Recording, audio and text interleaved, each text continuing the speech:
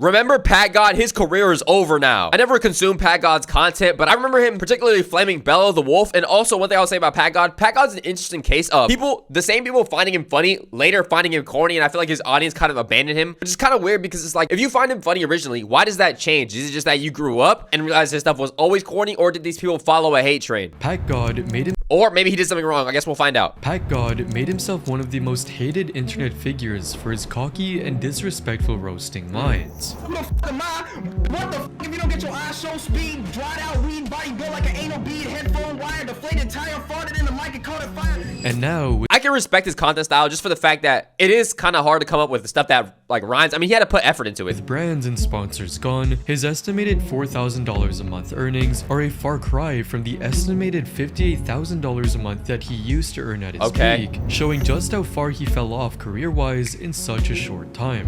He doesn't post anymore, right? I think he doesn't post, but he definitely could still be pulling views. I feel like if he did post. Ryan, and we'll explore how YouTuber Packgod built an empire of viral toxicity, somehow paid the price for it, and what he is up to now. Before turning into one of the most socially embarrassing internet figures, Packgod went by his real name Elias Lichten, and to say he had a meteoric I think this is actually funny enough the first time I've ever seen his face. Rise to fame would be a massive understatement. He launched his main YouTube channel in August 2022, and almost instantly, he found huge success, skyrocketing to over 5 million subscribers in under just 2 years. Initially, his primary content format was built around popularizing live-streamed roast battles, where he delivered rapid-fire, nonsensical, and deeply aggressive insults aimed at random discs. Every clip, bro, would just be, let me get to rippity packing, whacking, slapping, just popping your ass, and you. Yo, just overstimulation, bro. 2020 content was crazy. Users, or 2022, sorry. E-girls, and members of the furry community. His videos are filled with fast-paced editing. You have no life, you pack on Discord. Your whole life is relied on Discord. Yeah, so I mean, is that wrong? I ain't got no life, but yeah, here you are on your Saturday night. Bright transitions and zooms, and ear-damaging screaming to overwhelm his targets before this also, funny enough, I feel like in these arguments, bro, a lot of people think that just being louder is what wins you the argument. But it's not that. It's actually what you're saying content-wise, right? And it felt like with Packgod, a lot of times it felt like he was just overpowering them with the way he was talking, but he wasn't really saying anything that was that crazy. Could even formulate a single word in response. Let me just open up my brain and get on your scream queen, body built like a lima bean, you shop at Sheen, you're 13, you lack basic hygiene, your teeth are gapped, you got a highway going in between, your upper is unseen. Apparently, some of his ropes do be pretty good though. Viewers in the comments flock to support Packgod's chaotic energy, saying things like Packgod times Eminem would be fire. Holy burger collab, bro. No, it wouldn't, bro. No. And his effing rapping have to be in Spotify. Anybody listening to this as music, yo, go ahead and unregister your ears from the human database. That doesn't even make any sense. But you get what I'm saying? Okay, go ahead and delete your ears, take them off, and donate it to somebody who's genuinely deaf because they need it more than you, bro. Deadass. But although he got a massive amount of views from bullying random teenagers, he blew up to astronomical heights when he started targeting established names, deliberately picking controversial creators to boost his own visibility. I mean, smart idea, yeah. If you're gonna roast somebody, roast some controversy. For instance, he targeted extremely infamous figures like EDP445, absolutely obliterating them in voice calls that would be instantly clipped and shared across every major social media platform. However, he didn't stop there. I remember this one.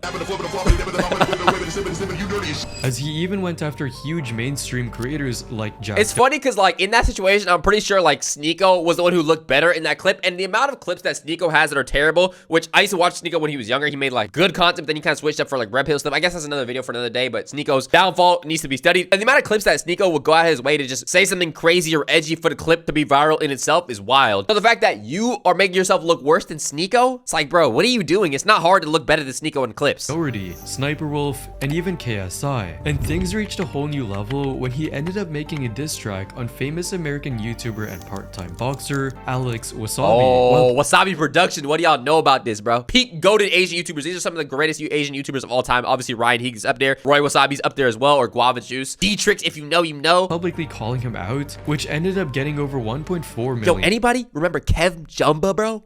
Views. Or is that Unk? I guess we'll never know.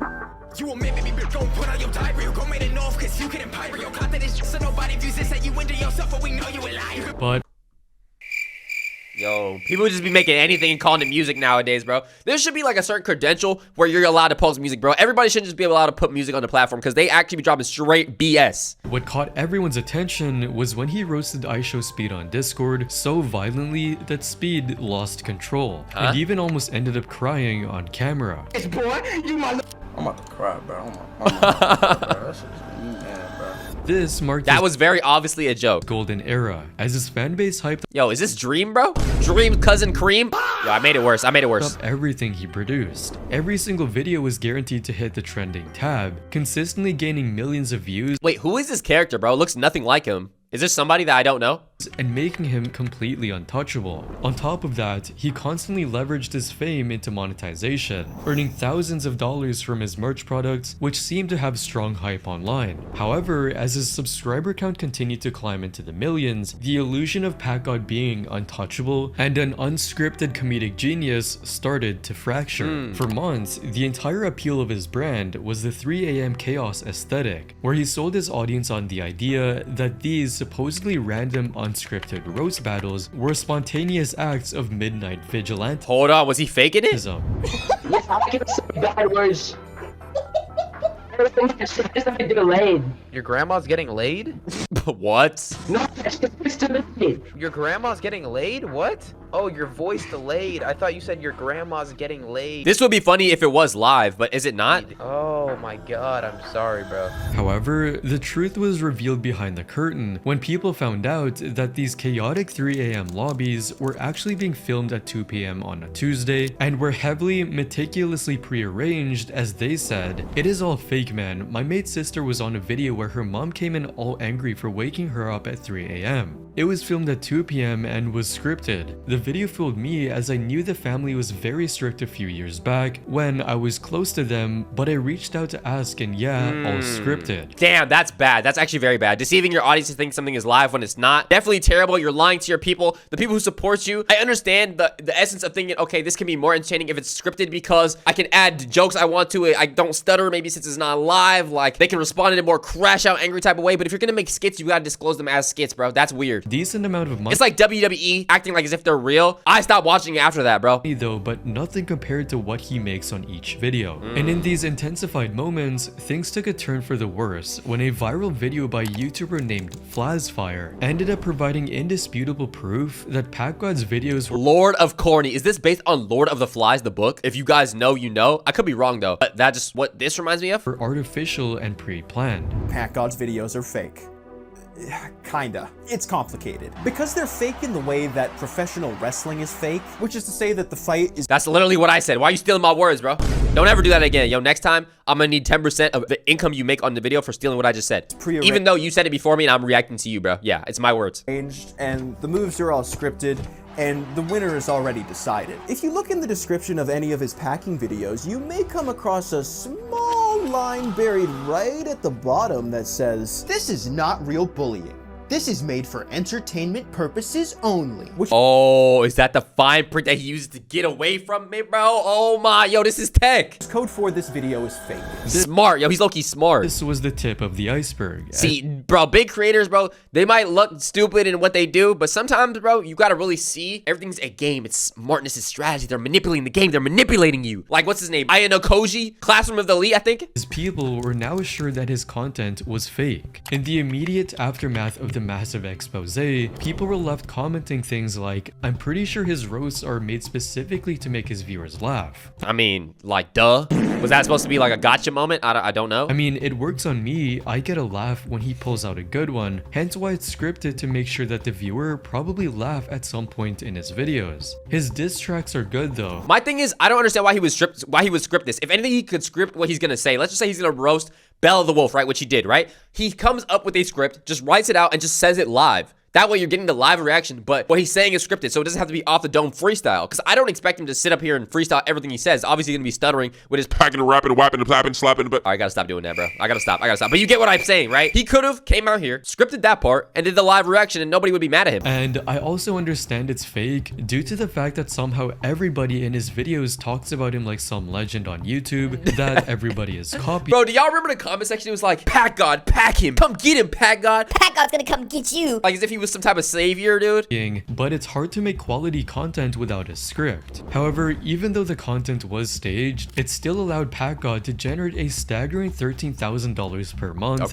which was enough for him to live a normal life. And beyond normal, 13K, bro, it's a lot of money. So, despite all the backlash, he continued the roast to get views, so he tried making more videos following the exact same formula in an attempt to gain even more attention. However, why not just start doing them live now if you're getting backlash though? You could just switch it up and just go to live and be like, okay, I'm sorry, I didn't know that you guys wouldn't like this. Let me do it live. Even if it's not as entertaining, it's still gonna get you more views, and ultimately he's doing this for views. So people are gonna respect him more for doing it live anyways, even if there's more mistakes and it's not as quote funny, it's gonna translate to more results. You get what I'm saying? Everything can get boring if it's repeated too many times. And this time, people didn't seem to enjoy his videos as much, saying it was funny for a bit, but it got stale pretty fast. That's basically it. But while the Flasfire expose damaged his on-camera persona, behind the scenes, his reality was turning into a complete disaster. Wait, what does Jack Doherty and OnlyFans gotta do with anything? Let me find out, bro. There's more to the story. I was gonna say, though, there kind of is a thing to be said about a certain, like, new opinion dropping, and you guys understand this phenomenon for sure. I know it, because y'all are not sheep, but there is, like, let's just say in a TikTok video, right? A comment will blow up and be like, oh, we don't like this person, right? There's gonna be 30 million replies. Oh, I always knew he was weird. I always knew this. I never liked him. He was never funny in the first place. Even though those same people were the people supporting and thinking that they were funny. And if you look at their previous comments, it's like, W in the chat, this guy was such a great creator, right? It's like this sheep mindset of people just following what the top comment says. It's so weird why that phenomenon exists. Funny enough, I was watching a Joe Bardlozzi video with, I think Science Speaks, and they were talking about how, like, people don't have a mind of their own, and I definitely agree with that. And the premise of that video was just like, people will follow the top comment, and sometimes I'm guilty of it too with certain things, and I've practiced before even looking at the comment section, gather your own opinion and then read the comments afterwards for a new opinion, or maybe to change your already pre-existing one. But don't just be like, okay, let me see what they're saying. Okay, this is my opinion, you know? Proving that his toxic behavior was not just an act for the microphone.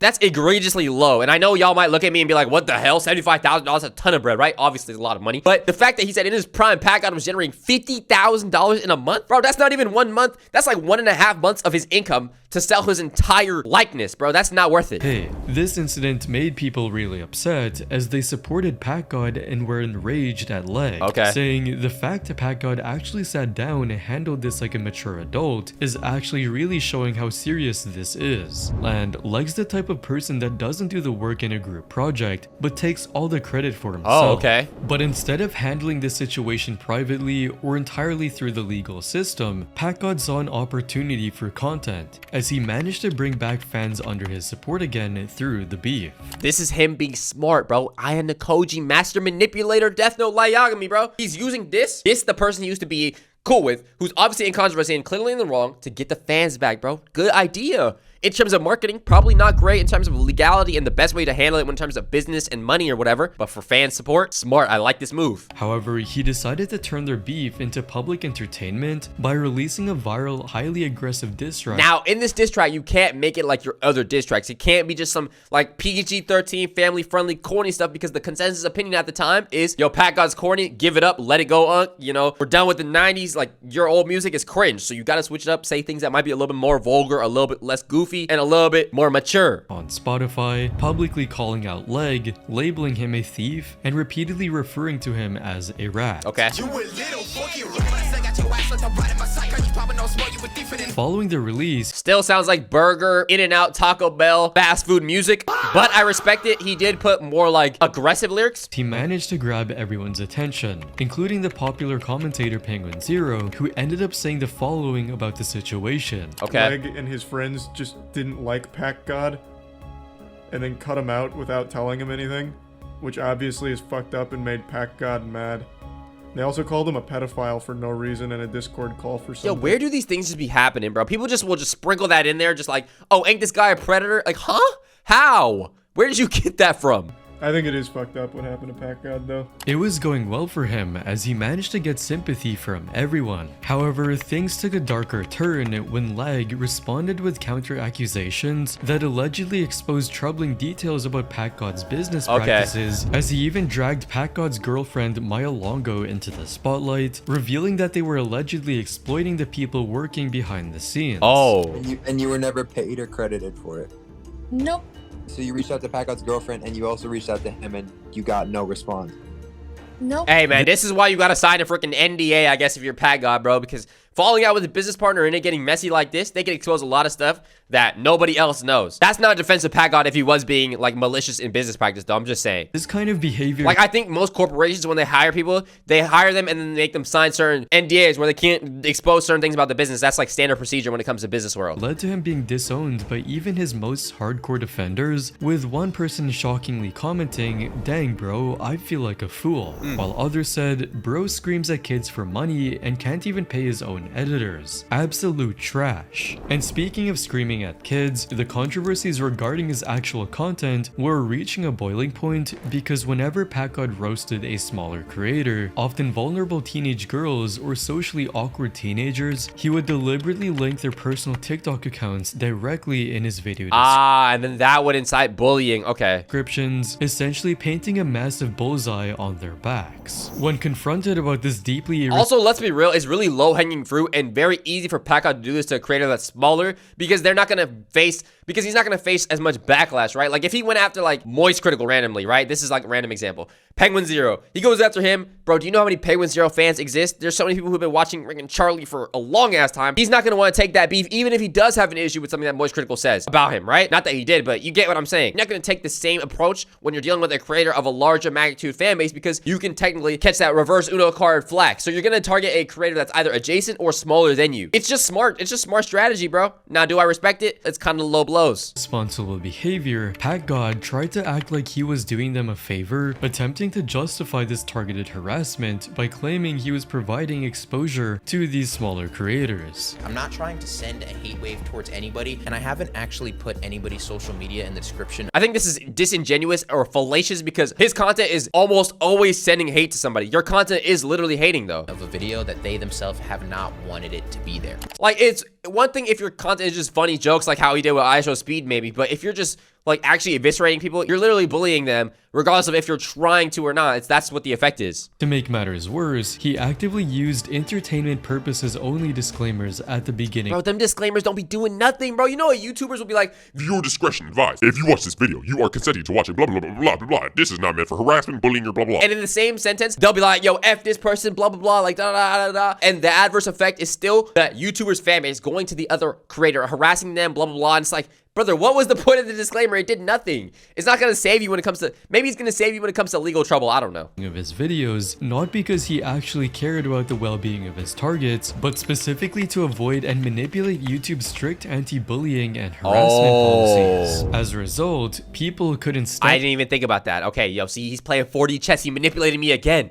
God damn it, Packgod. And him anymore, saying, "The fact that I used to adore this guy back in the day," while others admitted, honestly, Packgod used to be good, now he just roasts people who want to live their life. See, the difference between like Packgod and like Rice Gum is dead ass the time difference, bro. Like Packgod doing this in 2022 and Rice Gum was doing this in what, 2017, 18 eras? You can't really tell me this is a difference. And I actually used to really watch Rice Gum. I think the difference, I like Rice Gum's content because I just enjoyed the music more. I think that's what it was. And this was the beginning of the end for him. And it was just new and just funnier, bro.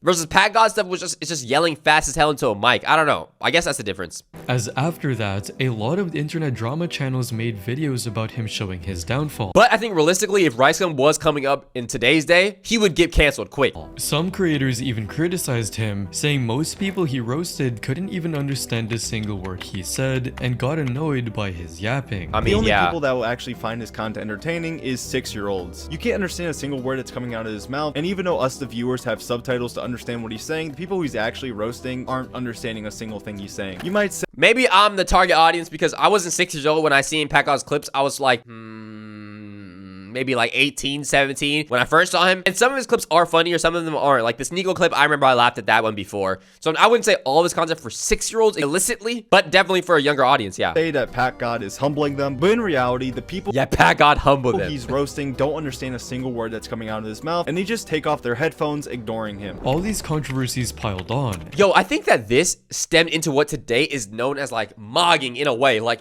all he did was just like edit farm, bro. It's hard to explain, but you kind of understand what I mean, right? Like he would just do that whole like, oh, you just owned them, you mogged them, son, but it never really addressed the controversy and what they did and actually like talk about it. And by mid-2024, the novelty had entirely worn off. Being a Packgod fan became incredibly socially embarrassing as viewers and other creators began openly mocking his supporters, labeling them immature, even going as far as making memes about them with quotes like Packgod fans after he makes his staged content slop, consisting of him saying nonsense and absolute gobbledygook. But that's not all, as some even took it further, mocking his fans on TikTok while publicly exhibiting immature behavior. Packgod, humble him! And eventually, the public perception completely flipped, as people now saw him as the king of cringe. At one point, things got so bad that searching his name on TikTok only resulted in memes made about him. And the worst came when he was literally bullied by none other than his own fans. During a highly anticipated livestream with the infamous internet personality Packgod, the tables turned in the middle of their interaction when LTG revealed that Packgod was just 5'1" and attempted to— oh my god, how did he find that info? —mock his physical appearance. I heard you were 5'1". I don't know where you got that information from, but I think you're horribly mistaken. Somebody said he was 5'1". Is that true? No, I already told you how tall I am, Bro, let me look this dude up. Yo, you can't be lying though. That's one thing about a roast session. You can't sit up here and lie while you're behind like a anime picture, bro. Because low tier God, he's showing himself off, right? You can roast him about anything on his appearance because you can see him. But you should not be able to lie about your height. I feel like that's not fair. What the fuck? This was the first time someone had literally humbled Packgod on camera, and it was based on his appearance, so people also found it interesting as some said, bro disabled his ability to speak with one sentence, while others said Prime Packgod couldn't even take on LTG, who wasn't even trying. Damn. There truly are levels— oh my god, he got freaking mogged in a roast battle. Oh my god. Yo, everybody, yo, touch grass challenge, put on deodorant challenge, something like that. Because what is this, bro? Are we dead ass? Prime Packgod versus low tier God. He got mugged. To this, it was the tip of the iceberg, as what came following that was intense, since his own fans started to make fun of his appearance in several TikToks. Oh my gosh. I heard you was 5'1". Damn. It be your own fans too. It's just so interesting how like his fans switched up though. Like it's almost like popular, like I said earlier, like popular new TikTok opinion dropped, which I guess you can't be mad when it comes to Packgod because his whole thing was just trolling people and inciting negativity. So naturally, if your fans do that to you, you can't sit up here and cry. You gotta take it like a good boy. But it's funny how like everybody was like, you know what, we're all gonna roast Packgod. Packgod started getting roasted and now nobody likes him anymore. In a way, it is kind of like the sheep's mindset, even if I do believe his content is a little bit corny. And edits about him. I heard you were 5'1", bro. Because think about any skit creator, right? Like, you could literally say anybody out here making jokes as their comedy or whatever is corny. Now, all it takes is for one person to be like, yo, this guy's corny as hell, new opinion dropped, and then everybody hates him. And it's kind of like that for any creator. You go on TikTok right now, I promise you're going to scroll, you're going to see a comment section and be like, yo, this guy's cringe, and it's going to have 13,000 likes or whatever, and then you're going to see like 5, 10 different TikToks about this guy's cringe, we always hated him, blah, blah, blah, blah. You know? It's just weird how that works. I don't know where you got that I guess I said that twice now. information from, but I think you're It was the ultimate irony, since the man who made a living meticulously picking apart the physical flaws of strangers was now entirely at the mercy of the monster he created. Even though he uploaded videos of people mocking him on his official Twitter account and tried to even counter-mock them, this didn't help and eventually backfired, as his immature fans ended up making fun of him again, saying he didn't even deny it, and I'm taller than him, help. Even though he tried to fight back, you cannot out-troll an army of trolls that you personally trained. Also, he's never stood like full body, right? So we don't know his height, but that could also mean he's hiding it.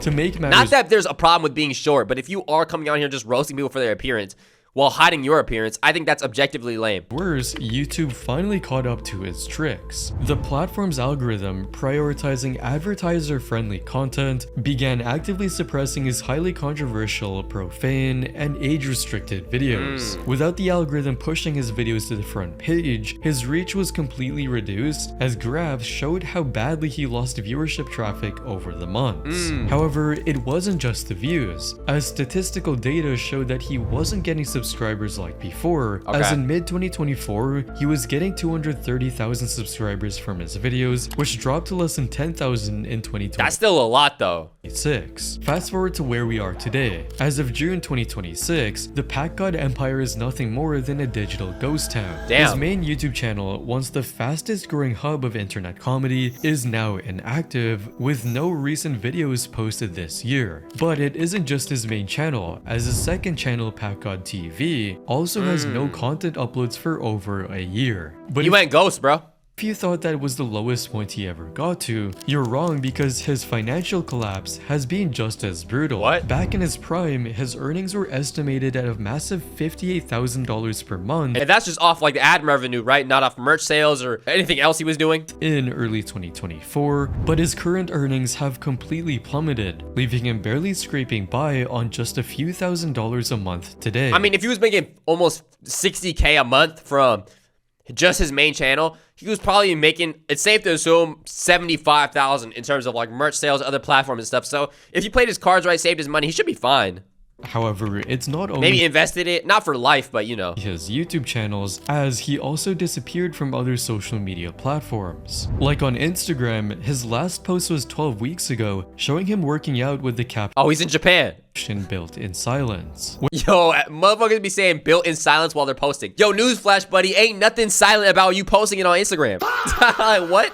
Working in silence. Nigga, you're not silent no more. Where people were seen being tired of him saying, I don't want to beef no more, while others were still seen making fun of him saying, nah, he's actually 5'1". Or he does look 5'1" here. Damn. Okay. LOL. Okay. On top of that, his Twitter account has a bio labeling him as the humbler, but it looks like he was the one who got humbled, as he hasn't posted there since 2024. If you like this video— I don't know if I would say he got humbled. He probably just got tired of it and decided to quit because of the hate.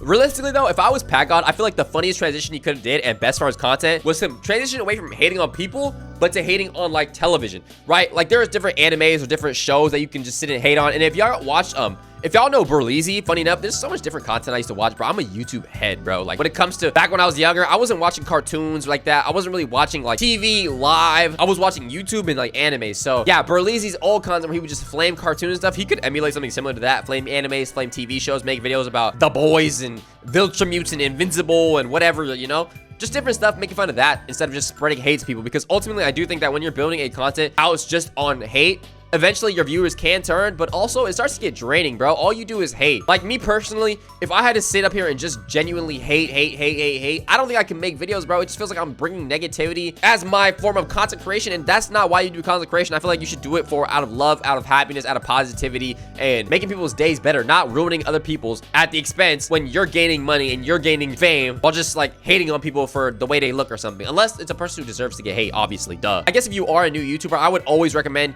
doing content that's positive in some way, shape, or form. Don't be a public nuisance, freaking pouring stuff on people and doing crazy stuff in public, you know, risking your life and stuff. Just farming negativity or hating on people for your content. It doesn't really make sense. Either way, that's gonna do it for today's video. Make sure you like, comment, subscribe, join Discord, link in the description. Let me know what you think in the comment section down below. Do you feel like Packgod finally got humbled? Do you think that his content was always corny? What do you think? Let me know, man. If you disagree with me throughout the video, also let me know. With that being said, it's Luffy Law. I love you, and I'm out.